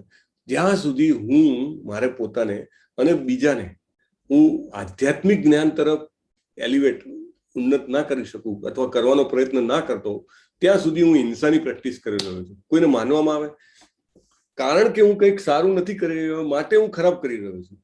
આ ડેફિનેશન છે શિલા પ્રભુપાદની. જ્યાં સુધી હું પોતે કૃષ્ણ ભાવનામૃતમાં આધ્યાત્મિક જ્ઞાનને પ્રાપ્ત કરવામાં, ભગવદ્ ગીતાને સમજવામાં, આ બધા જ જે એના એ કરાય આધ્યાત્મિક જ્ઞાનમાં આગળ વધવાના સ્ટેપ્સ છે જે બી છે, તો એ કરવામાં હું પોતે નથી જોડાતો અને હું બીજાને પણ એ નથી કરી રહ્યો તો હું હિંસા કરી રહ્યો છું, કારણ કે હું એ જે જ્ઞાન જે છે એ વહેંચી નથી રહ્યો. જ્ઞાન નથી વહેંચી રહ્યો એટલે લોકો દુઃખિત થવાના છે, બરાબર. લોકોને પ્રભુપાદ એવું કહે છે, તમે એને ખાવાનું આપો તો 8 કલાક પછી એને તરત જ ભૂખ લાગી જવાની છે. તમે એને કપડાં આપો તો કદાચ 6 મહિના 12 મહિનામાં તો એ કપડાં ફાટી જવાના છે, એને નવા કપડાની જરૂર પડશે, રાઈટ.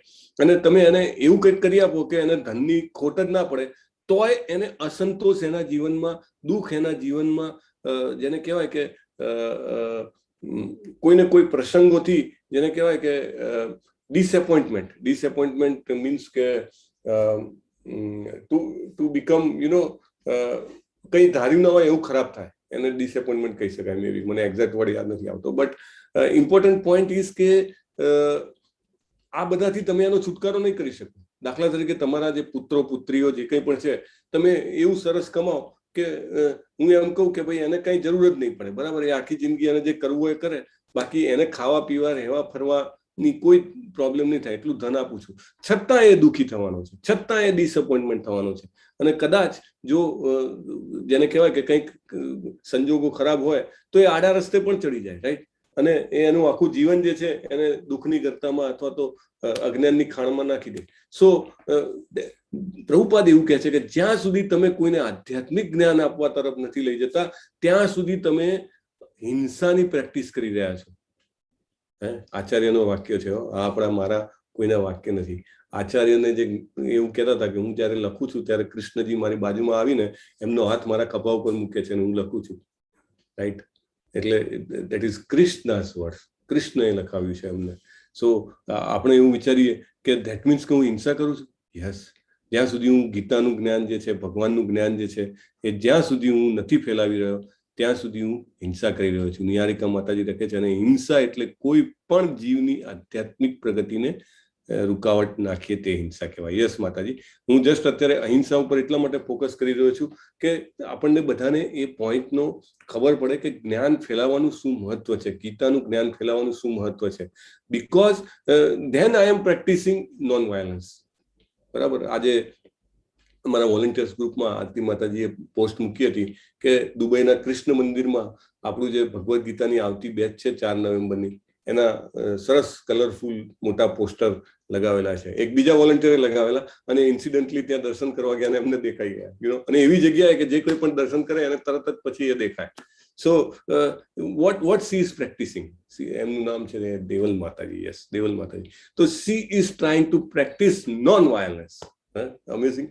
અને સો તમને બધાને આમાંથી મારી વિનંતી છે કે પ્લીઝ સ્પ્રેડ કૃષ્ણ કોન્શિયસનેસ અને ભગવદ્ ગીતાનું જે એઝ ઇટ ઇઝનું જે આ જ્ઞાન છે એને ફેલાવવા માટે તમે પ્રયત્ન કરો તો તમે પણ અહિંસાનો ટ્રાય કરી રહ્યા છો. અને ક્યાંથી શરૂઆત થાય?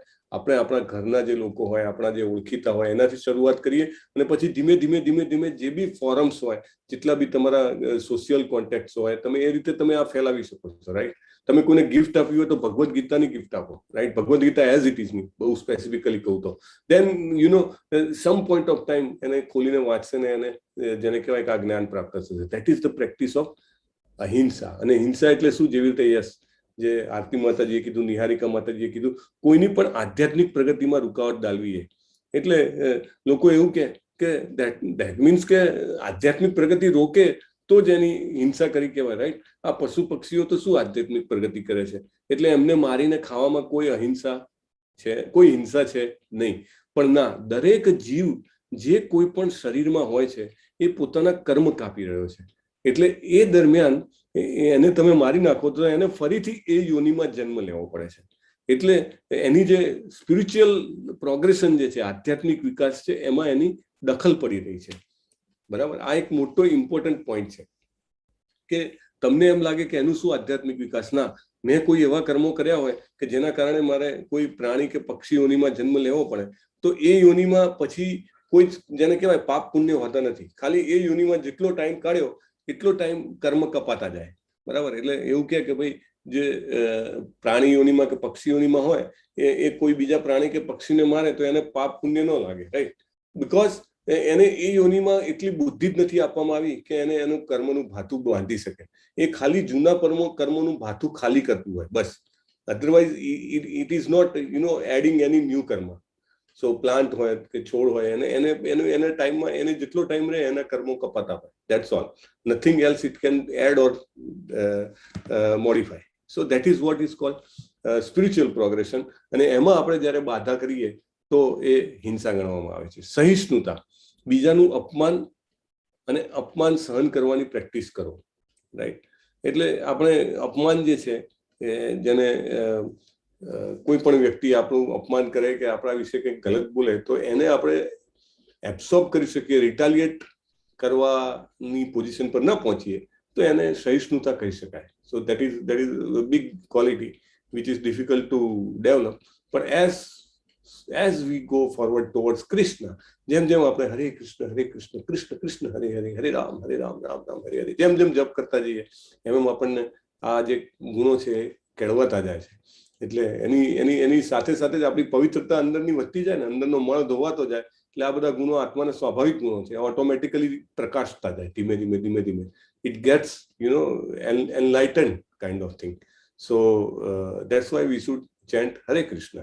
Saralta એટલે you can be able to disclose to your enemies also your secrets. એને સરળતા કહી શકાય. આધ્યાત્મિક માલિકને સ્વીકારવો, આચાર્ય ઉપાસના જો આવશ્યક છે. પ્રભુપાદ કહે છે ધીસ ઇઝ નેસેસિટી.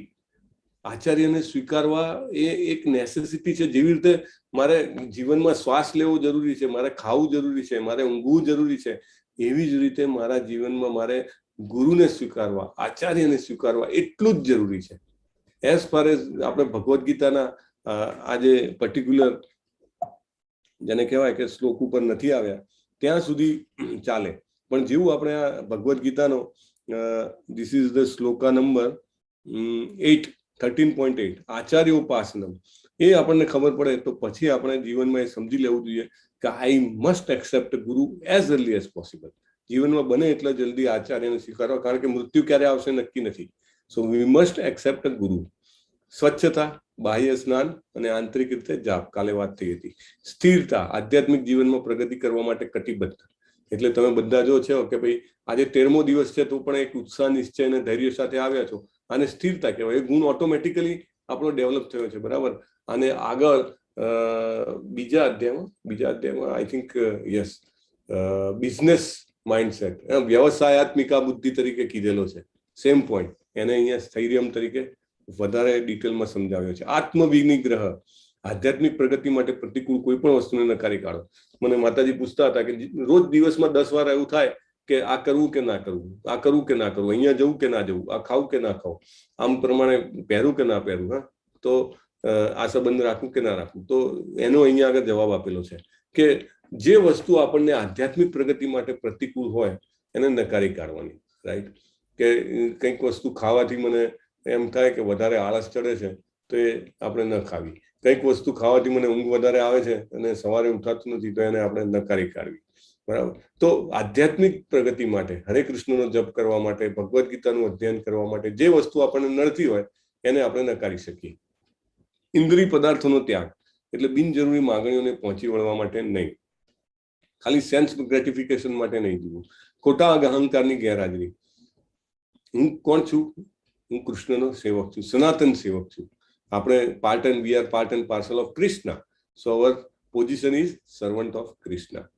અનિષ્ટની ધારણાઓ, જ્ઞાન, મૃત્યુ, જરા, વ્યાધિ, દુઃખ, દોષાનું દર્શન. Very important point, very important point. અહીંયા આગળ આ પોઈન્ટ જે છે ને એ બહુ જ ઇમ્પોર્ટન્ટ છે. જુઓ, આજે 9મો શ્લોક છે, જન્મ મૃત્યુ જરા વ્યાધિ દુઃખ દોષાનું દર્શનમ. ભગવાન પોતે કહે છે, લોકો એમ કહે છે કે આ જીવનમાં મજા કરવાની છે, ખાઓ પીઓ ને મજા કરો, eat drink and be merry, right, all is well. અને બહુ વિચારવાનું નહીં ક્યારે મરવાનું છે, શું થવાનું છે, ઘરડા ક્યારે થવાનું છે. અત્યારે મજા છે ને, બધી સેન્સ તમારી કંટ્રોલમાં છે ને, શરીરમાં શક્તિ છે ને, આનંદ કરો. રાઈટ. પણ અહીંયા ભગવાન કહે છે it any stage of life we must try to understand and remember કે આ જીવનમાં શું છે, જન્મ મૃત્યુ જરા વ્યાધિ દુઃખ દોષાનું દર્શનમ. આજ આપણે નથી કરતા. અત્યારના સાયન્સમાં બી પોઝિટિવ, થિંક પોઝિટિવ, આ બધું એટલું બધું ફેલાવવામાં આવે છે.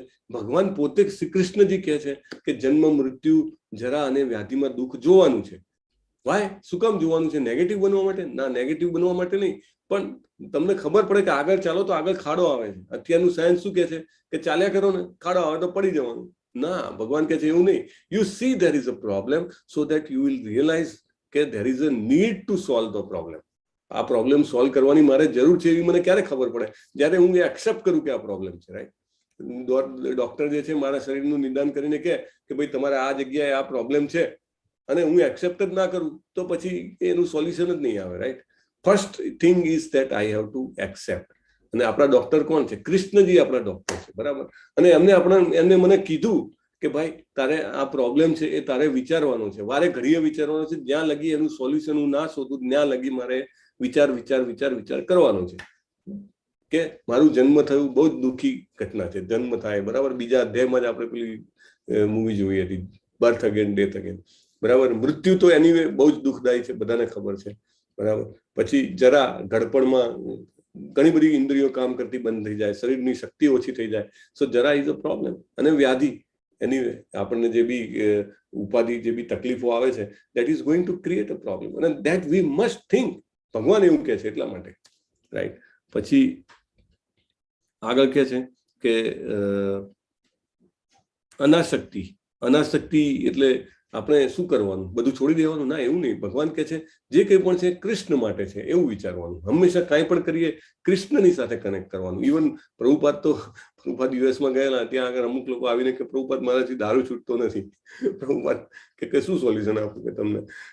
પ્રભુપાદ કહે છે okay, till then you can't leave to drink, you think that your wine is Krishna himself. બોલો, આવું કહેતા હતા. આનાથી આપણે એનો ખોટો ફાયદો નથી ઉઠાવવાનો, પણ ધેટ મીન્સ કે તમે ચાહે અનચાહે જે કંઈ પણ કરતા હો, connect it with the Krishna. તો શું થશે? Then we are able to do detachment. બરાબર? ડિટેચમેન્ટ કરી શકીએ છીએ. પછી પત્ની, બાળકો, પરિવાર સાથે કોઈ ગૂંચવણ નથી. હવે લોકો એવું કહે કે એનો મતલબ શું? બધું છોડી દેવાનું? પત્ની, બાળકો, પરિવાર? ના, આપણે એને કૃષ્ણની ભક્તિમાં જો ઉપયોગ કરી શકીએ તો it is helpful. Right? It is helpful. So we can use it. પછી ભૌતિક લાભ અથવા નુકસાનથી આનંદિત, વ્યથિત ના થવું, અને જેને કહેવાય અવિરત ભક્તિ સેવા કરવી. અનન્ય ભક્તિની 9 પ્રક્રિયાઓમાં પોતાને જોડવું. કઈ છે ભક્તિની 9 પ્રક્રિયાઓ? હરે કૃષ્ણ. યસ, બોલો ને, બોલી જાઓ, અનમ્યુટ કરીને બોલી જાઓ, જેને પણ આવડતું હોય. નવધા ભક્તિની વાત છે. હા, નવધા શ્રવણમ કીર્તનમ શ્રવણમ કીર્તનમ વિષ્ણુ પાદસેવનમ અર્ચનમ અર્ચનમ વંદનમ દાસમ સખ્યમ માતોડી. હરિ બોલ. કોણ બોલે છે? મનન પ્રભુ. વાહ, વેરી નાઇસ. શ્રવણમ કીર્તનમ વિષ્ણુ સ્મરણમ પાદસેવનમ અર્ચનમ વંદનમ દાસ્યમ સખ્યમ માતોડી. હરિ બોલ. બહુ સરસ, બહુ સરસ. તો આ 9 પદ્ધતિ છે. કોઈ પણ પદ્ધતિ ચાલે, બરાબર, પણ સૌથી શ્રેષ્ઠ અને ઇઝીએસ્ટ અને મોસ્ટ ઇફેક્ટિવ પદ્ધતિ કઈ છે આ બધામાંથી? હરિ બોલ. શ્રવણમ ને કીર્તનમ.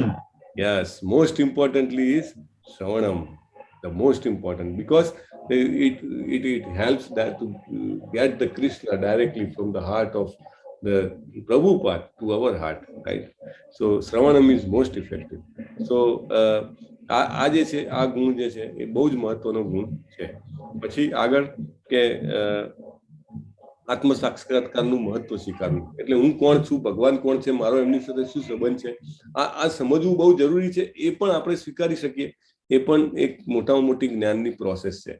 અને બીજા જે નકામા સંશોધનો છે એનો સ્વીકાર, એને એ રીતે આપણે આ જ્ઞાનની પ્રોસેસ સમજી શકીએ. હવે ભગવાન કહે છે હું તને જ્ઞેય વિશે કહીશ કે જે જાણીને તું બ્રહ્મનું નિત્ય આસ્વાદન કરી શકીશ. આ બ્રહ્મ અથવા આત્મા અનાદિ છે, મારે આધીન છે, અને તે આ ભૌતિક જગતના કાર્યકારણથી પર છે. તો આત્માને પણ બ્રહ્મ કહેવાય છે. આપણે ભગવાનને સમજવાના 3 સ્ટેજ જોયા, એમાં પણ બ્રહ્મ આવતું હતું, પણ આત્માનું પણ એક નામ બ્રહ્મ છે, જે ભગવાન અહીંયા આગળ સમજાવે છે. જ્ઞેય કે સર્વેન્દ્રિય ગુણાભાસમ સર્વેન્દ્રિય અવિવર્જિતમ અસક્તમ સર્વભૃચ્ચૈવ નિર્ગુણમ ગુણ પ્રોક્તુ છે. પરમાત્મા સર્વ ઇન્દ્રિયોના આદિ સ્તોત્ર છે, છતાં તેઓ ઇન્દ્રિય રહિત છે, સર્વ જીવોના પાલન કરનાર હોવા છતાં અનાસક્ત છે, પ્રકૃતિના ગુણોથી પર છે, સાથે ભૌતિક પ્રકૃતિના સર્વ ગુણોના સ્વામી છે. એટલે આપણી અંદર જે પરમાત્મા વસેલા છે, ભગવાન એને ડિસ્ક્રાઇબ કરે છે કે સર્વ ઇન્દ્રિયો જે છે એના આદિ સ્ત્રોત.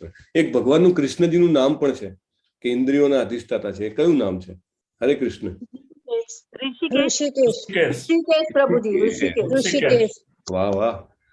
Almost half a dozen people immediately says. એક અડધી મિનિટ પણ ના લાગે, ફટાક દઈને. This is what you know realization. આનંદ થાય આપણને.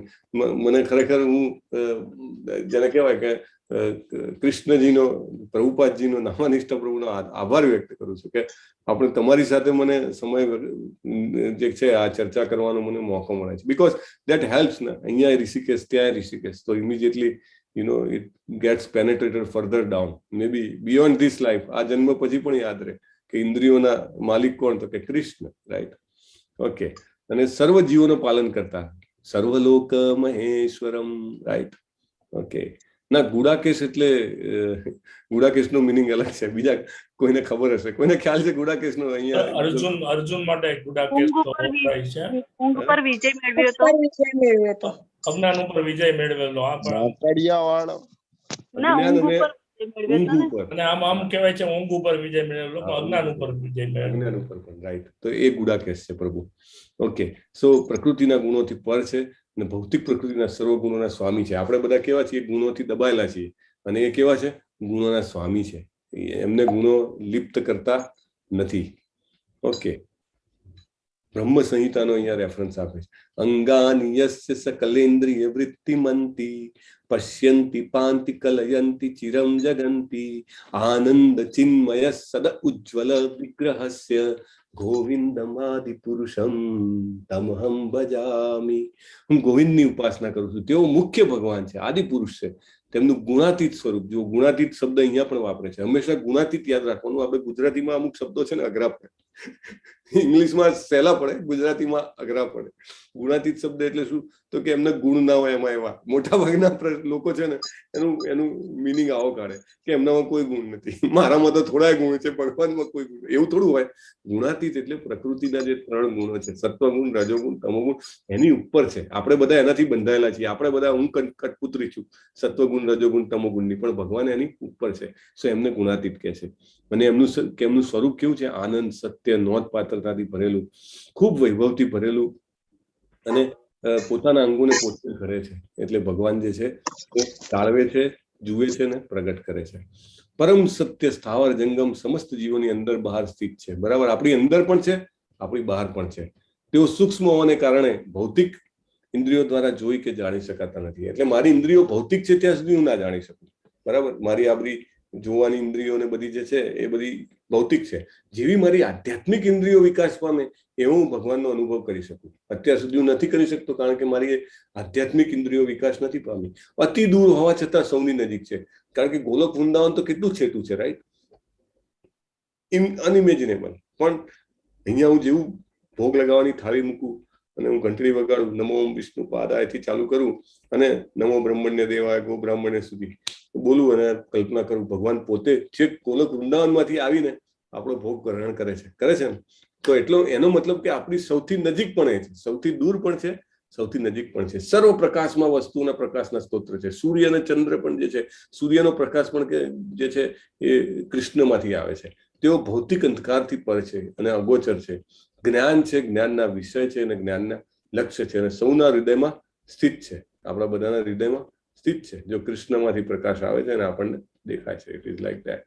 સો એવરીથિંગ ઇઝ કૃષ્ણ. આને પ્રકાશનો સ્તોત્ર કૃષ્ણ છે, પ્રકાશ પોતે કૃષ્ણ છે, પ્રકાશનો રિફ્લેક્ટ થવાથી જે દેખાઈ રહ્યું છે એ પણ કૃષ્ણ છે, જે જોઈ રહ્યું છે એ પણ કૃષ્ણ છે. Everything is Krishna.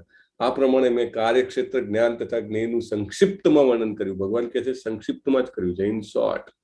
અને આને કેવલ મારા ભક્તો જ પૂર્ણપણે સમજી શકે છે ને એ રીતે મારા ભાવને પામે છે. એટલે આની સમજવાની લાયકાત શું છે? ભક્ત બનવું.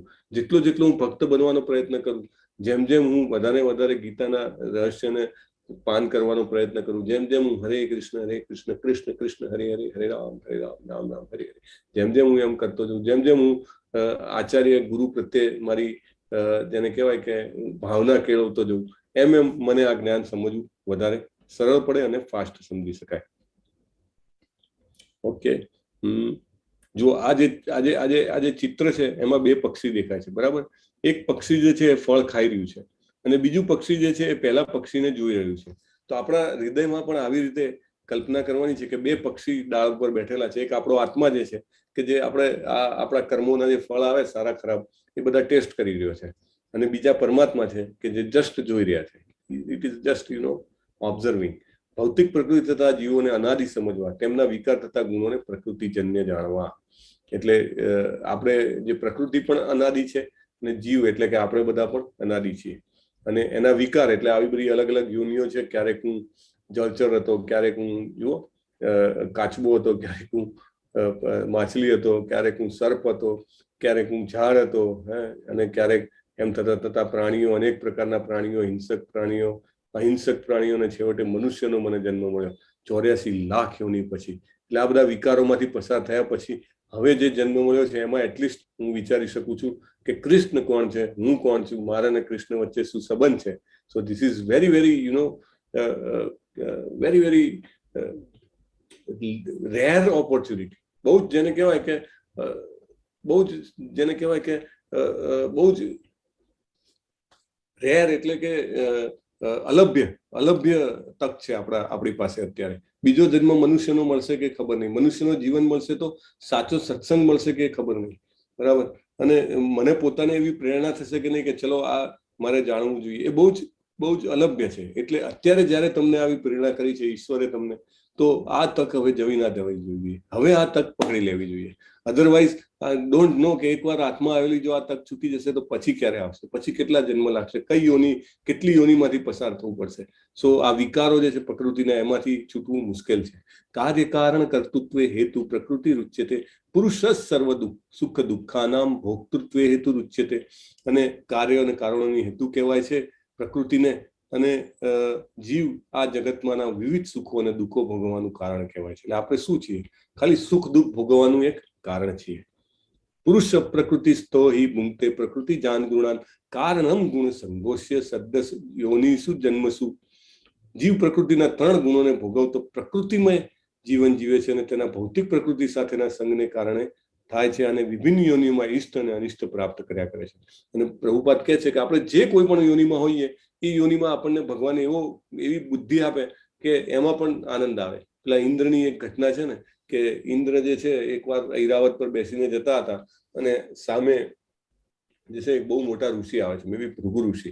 તો એકચ્યુઅલી એવું કહેવાય કે એ જે છે આપણે જે પણ ભગવાન હોય અથવા ભગવાનના ભક્તો હોય એમને ચડાવેલો હાર કે આપણે લઈએ ને તો એ આપણને પ્રસાદ મળ્યો કહેવાય. એટલે ઋષિ જે છે પોતાનો હાર કાઢીને ઇન્દ્રને આપે છે, અને ઇન્દ્ર થોડા ગુમાનમાં હોય છે કે હું તો દેવોનો રાજા, સ્વર્ગનો અધિષ્ઠાતા, એટલે એને હાર લઈને એરાવતના ઉપર મૂકી દીધો.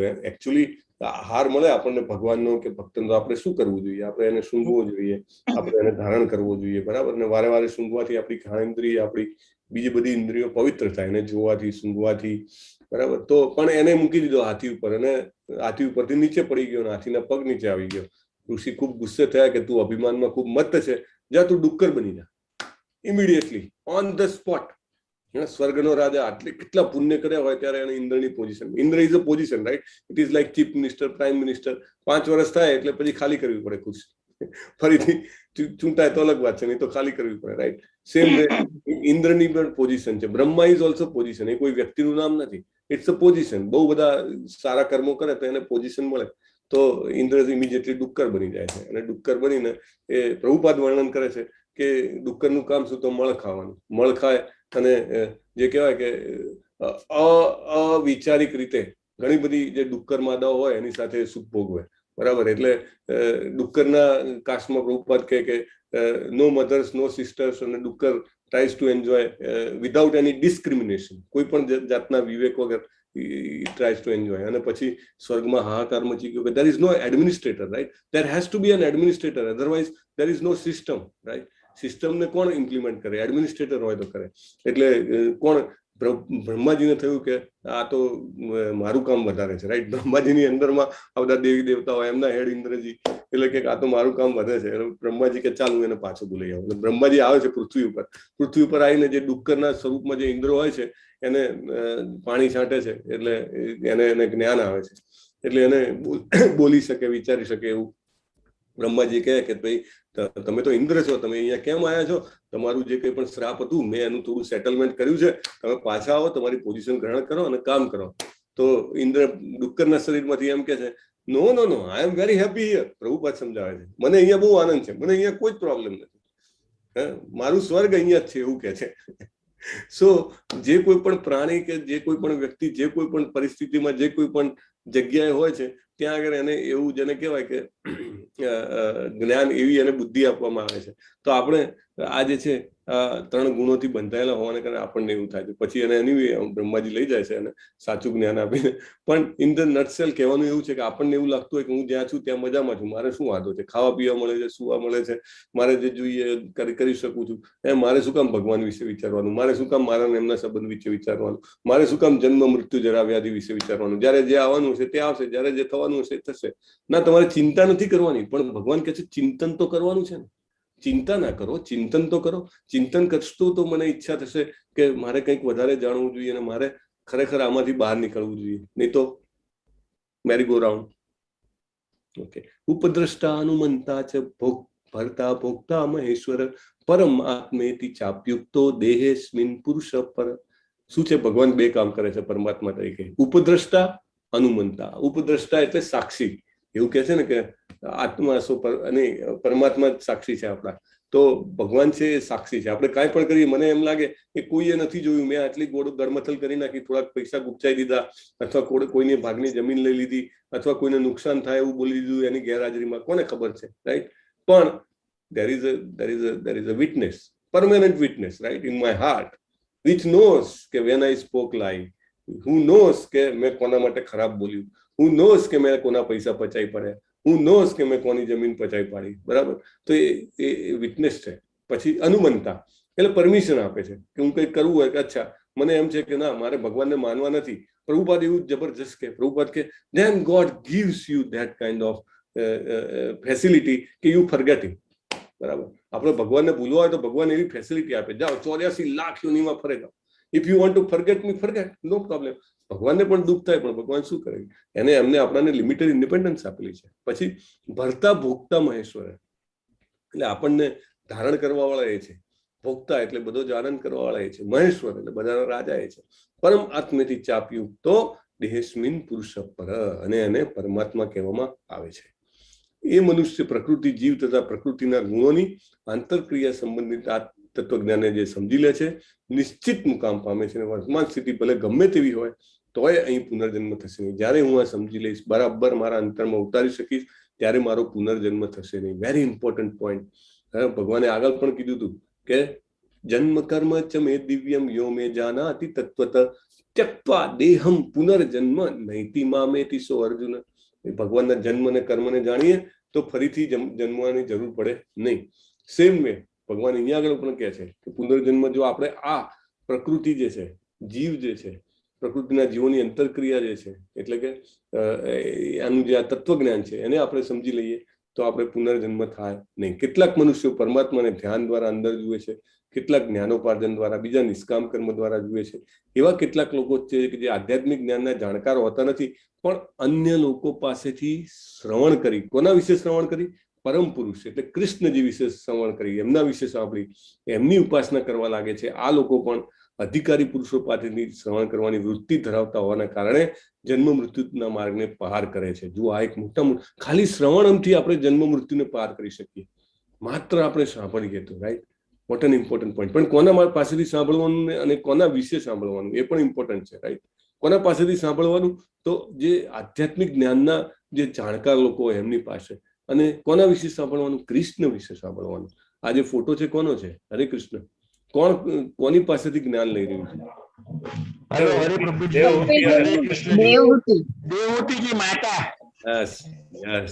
માતા છે પુત્ર પાસે. પુત્ર, હા, પુત્ર પાસેથી. આ બેમાં આસન કોનું ઊંચું છે અને મોટું આસન કોનું છે? આ બેમાંથી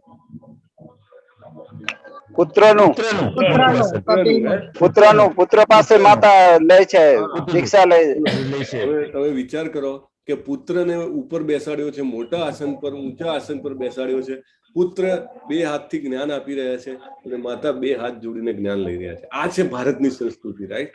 ધીસ ઇઝ અવર કલ્ચર, કે જ્યાં આગળ પણ આપણને એવું લાગે કે આ કન્ડિશન જે છે સેટિસ્ફાય થતી હોય, બરાબર, આ જે કન્ડિશન એટલે શરત, આ શરત ત્યાં લાગુ પડતી હોય ત્યાં 2 હાથ જોડી દેવાના, ઊંચું આસન આપી દેવાનું અને ભગવાને કીધું એમ ખુલ્લા મને સાંભળી લેવાનું, બસ, અને હું જન્મ મૃત્યુમાંથી બહાર. બહુ સિમ્પલ પ્રોસેસ, બહુ જ ઇફેક્ટિવ પ્રોસેસ, બહુ જ ફાસ્ટ પ્રોસેસ, બીજું કાંઈ કરવાની જરૂર નહીં, બરાબર. તો જેવી રીતે કપિલ મુનિ પાસેથી એમની માતા દેવહૂતિજી સાંભળે છે, એ રીતે જયારે આપણે સાંભળીએ તો જન્મ મૃત્યુને પાર કરી શકીએ. Okay, we are just near the and. જો ભારતવંશીઓમાં શ્રેષ્ઠ એમ જાણી લે કે ચલ અચલ તને અસ્તિત્વમાં જે કંઈ પણ દેખાઈ રહ્યું છે બધું કાર્યક્ષેત્ર તથા ક્ષેત્રજ્ઞનો સંયોગ માત્ર છે, રાઈટ. સમમ સર્વેષુ ભૂતેષુ તિષ્ઠંતમ પરમેશ્વરમ વિનશ્યસ્ત્વ વિનશ્યંતમ ય પશ્યતિ ચ પશ્યતિ. એટલે જે મનુષ્ય પરમાત્માને સર્વ શરીરોમાં આત્માની સાથે રહેલા જાણે છે, જે એમ સમજે છે કે આ નશ્વર શરીરમાં રહેલ ન તો આત્મા કે ન તો પરમાત્મા ક્યારેય નષ્ટ થાય છે, તે જ વાસ્તવમાં સત્યને જુએ છે. એટલે આપણી અંદર રહેલો આત્મા અને પરમાત્મા જે છે એ હંમેશા સનાતન જે છે એ આપણે જયારે સમજી લઈએ તો આપણે સાચા સત્યને જોઈ રહ્યા છીએ. અધરવાઇઝ એમ લાગે કે ઓહો હું મરી જઈશ, મારા સગા મરી જશે, બરાબર, મારા ઓળખીતા મરી જશે, but we are never going to die. જે મનુષ્ય પરમાત્માને સર્વત્ર જીવ માત્રમાં સમાન રૂપે હાજર રહેલા જુએ છે અને તે પોતાના મનથી પોતાને અધપતિત કરતો નથી, એ દિવ્ય ગતિને પ્રાપ્ત કરે છે. જે મનુષ્ય આમ જોઈ શકે છે, આખું મહત્વ જે સમજાવે છે કે સર્વ પ્રવૃત્તિઓ દેહ દ્વારા કરવામાં આવે છે અને દેહનું સર્જન પ્રકૃતિ દ્વારા થયું છે, તેમજ એમ પણ જુએ છે કે આત્મા કશું ખરેખર કરતો નથી, તે ખરેખર સત્યને જોવે છે. આકાશ જો કે સર્વવ્યાપી છે છતાં પોતાની સૂક્ષ્મ પ્રકૃતિના કારણે તે કોઈ પણ વસ્તુથી લિપ્ત થતું નથી. તેવી જ રીતે બ્રહ્મ દ્રષ્ટિમાં સ્થિત આત્મા શરીરમાં અવસ્થિત હોવા છતાં શરીરથી લિપ્ત થતો નથી. જેમ જેમ આપણે વાંચતા જઈએ ને રિયલાઇઝેશન આવતું જાય, રિયલાઇઝેશન જેમ જેમ આવતું જાય એમ આપણે લિપ્ત ઓછા થઈ ગયા, right. We become like a leaf of lotus. કમળના પાંદડા જેવી જે હોય કે એની પર પાણીનું બૂંદ પડે છતાં સરકી જાય, એ ભીનું ન થાય, એવું ધીમે ધીમે થવાનું આપણામાં શરૂઆત થાય. હે ભારત, જેવી રીતે એકલો સૂર્ય બ્રહ્માંડને પ્રકાશિત કરે છે તેવી રીતે શરીરમાં રહેલો એક આત્મા સમગ્ર શરીરને ચેતનાથી પ્રકાશિત કરે છે. પ્રભુપાદ આમાં ઉદાહરણ આપે છે. પ્રભુપાદ કહે કે આજે મારા શરીરમાં મારો આત્મા છે એટલે કે મારે રોજ સવારે દાઢી કરવી પડે છે. કાલે મારો આત્મા નીકળી ગયો પછી કે દાઢી નહીં થાય, પછી દાઢી એની જાતે ના વધે, રાઈટ. એટલે જે કંઈ પણ ચેતના છે આખા શરીરમાં શેની છે? આત્માની છે. The moment my soul goes out of my body, there is no, I mean, growth of the body, there is no consciousness in the body. So that is the point.